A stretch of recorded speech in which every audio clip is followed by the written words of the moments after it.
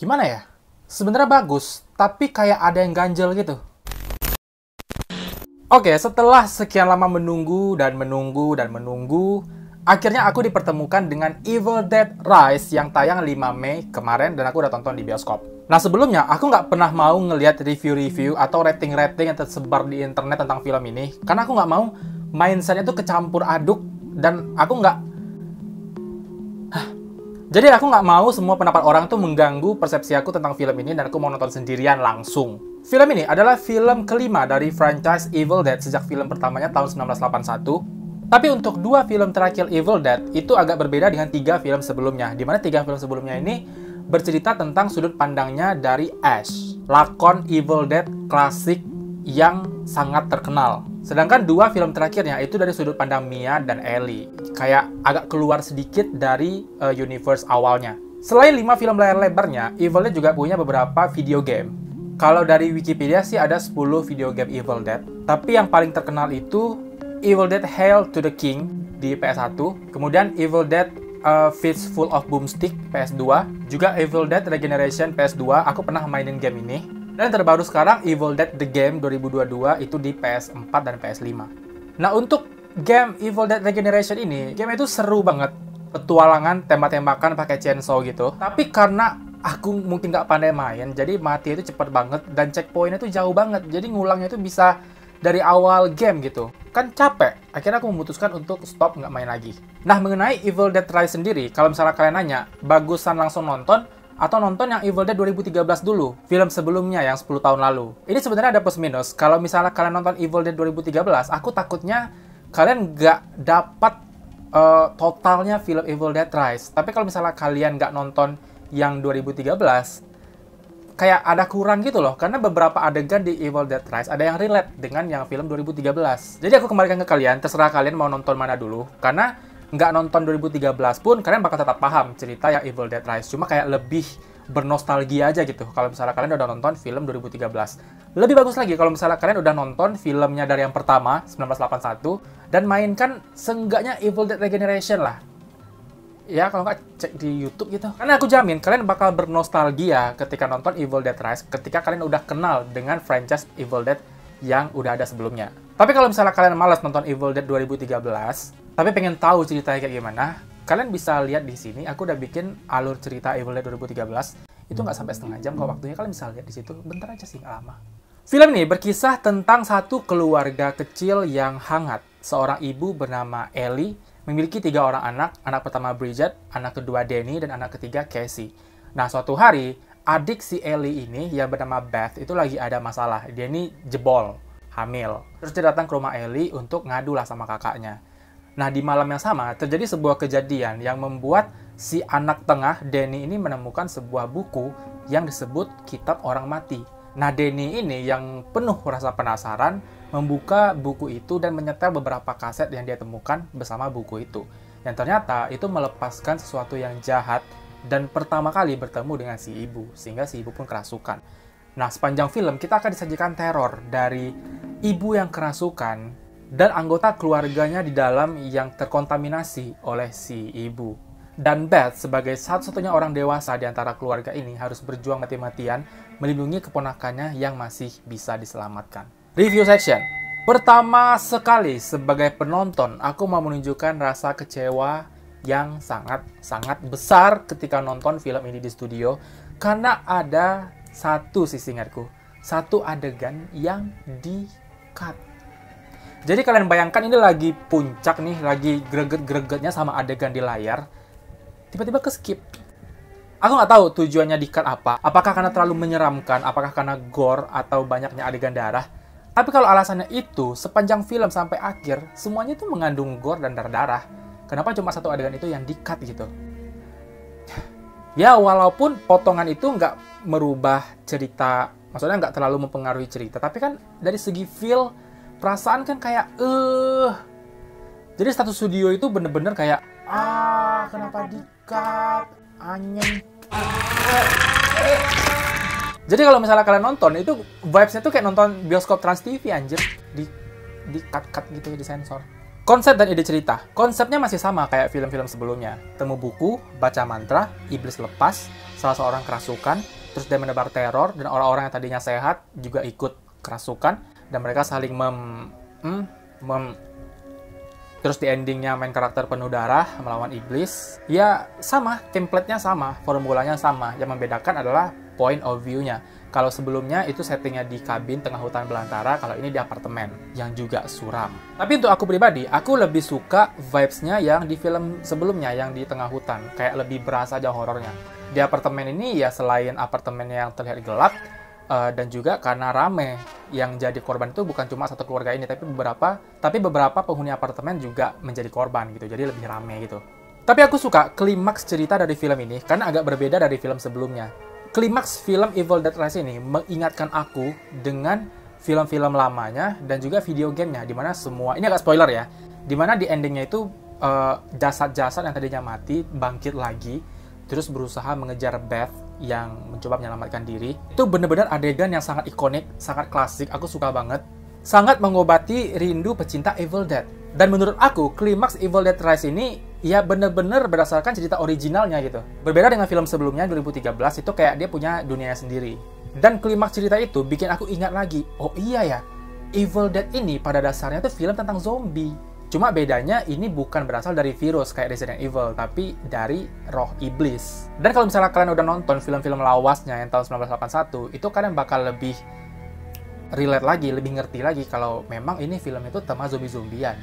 Untuk make up dan visual effects, sepanjang film itu sangat bagus, keren, kelihatan real, dan pastinya sangat mendukung film ini sebagai film horor. Sosok Ellie yang kerasukan iblis itu asli bikin merinding. Tapi emang menurut aku, Ellie sendiri sebelum dia kerasukan pun, itu udah creepy banget guys mukanya. Kayak postur badan sama struktur wajahnya itu bener-bener horor banget. Jadi kayak susananya Indonesia lah gitu. Jadi aku udah yakin, ini bakal serem banget ketika dia udah kerasukan. Ternyata bener. Tambah lagi permainan make up dan ekspresi wajahnya yang sangat bombastis. Tapi untuk make up Bridget kerasukan, menurut aku masih kurang serem. Kayak 80% itu masih ada manusianya gitu. Kalau si Ellie waktu kerasukan itu bener-bener udah gak kayak manusia lagi. Bener-bener udah kayak makhluk.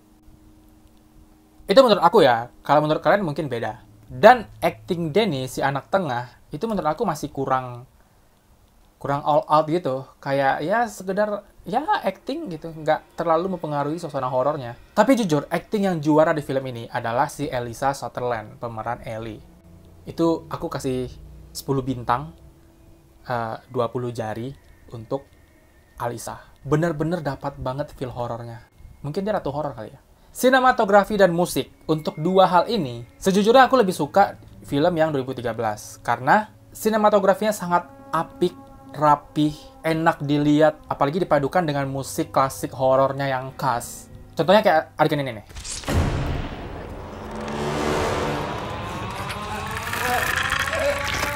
Sama adegan ini.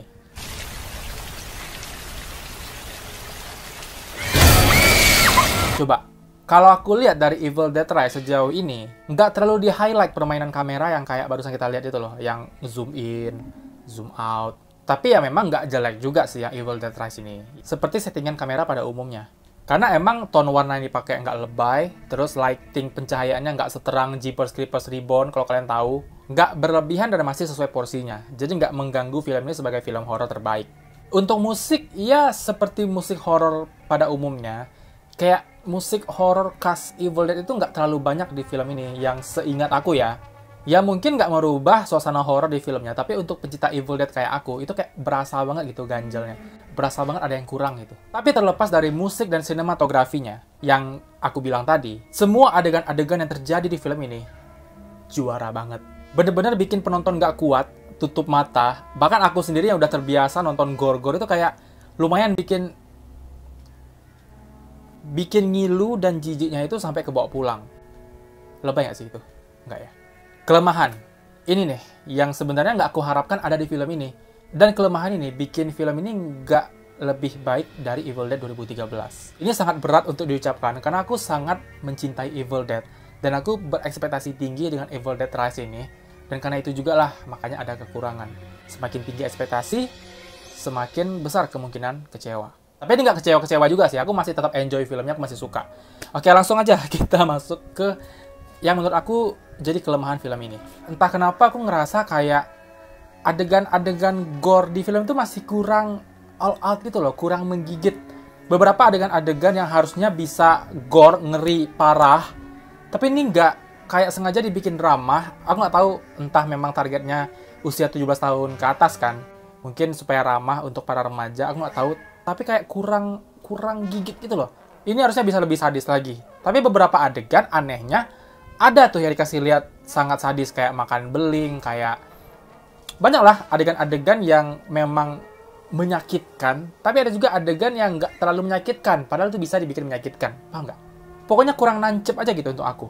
Kemudian yang ketiga, sama dengan film versi 2013, iblis yang digadang-gadangi sebagai makhluk kuat yang nggak bisa dikalahkan, ternyata di endingnya itu sangat bisa dikalahkan oleh manusia. Ya walaupun mereka butuh perjuangan, tapi menurut aku di film Evil Dead Rise ini pun, Beth ini nggak se-ekstra perjuangannya Mia di 2013. Dan dia dengan mudah mengalahkan si iblis ini.